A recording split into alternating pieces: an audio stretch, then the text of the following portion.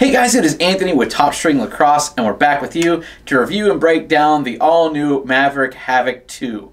So the Havok 2 is going to obviously be the second iteration of the Maverik Head, and we're pretty sure it's going to be the last release of the whole 2.0 line of their heads. So Maverik does a really good job with their product offering 6 different heads for each kind of position and need for field players.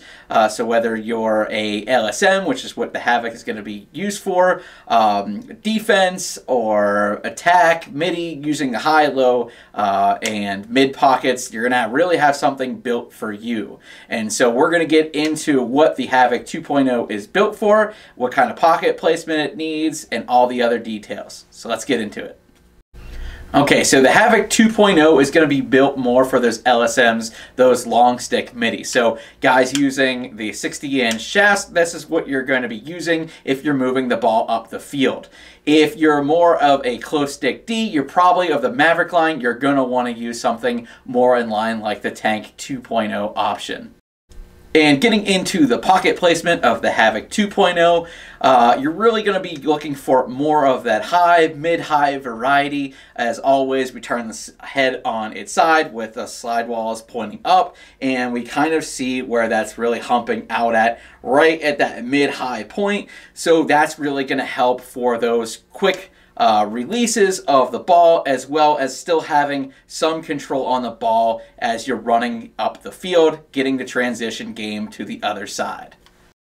And as far as the stringability of that head, we're obviously still looking for that mid-high, but you're going to have a lot more options compared to the Havok. The Havok had 17 sidewall holes. Maverik with the Havok 2.0 has added an additional 3 sidewall holes, getting you up to 20, so you have a lot of options of how you want that mid-high pocket. As always with Maverik, with their heads, at the top portion of the head, sidewall holes are a little bit thicker if you like to double loop or triple loop for your starts, and getting those really to pull down, but the bottom half of the head has those smaller holes, so you can really play around with how much control, how much feel you have in that bottom portion of that pocket building.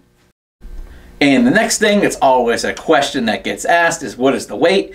The Havok 2.0 weighs in at 5.25 ounces. The previous iteration, the OG Havok, weighs in at 5.6. So Maverik did a great job getting this thing a little bit lighter. It definitely, you can feel the difference between the two. So they did a good job getting that weight down.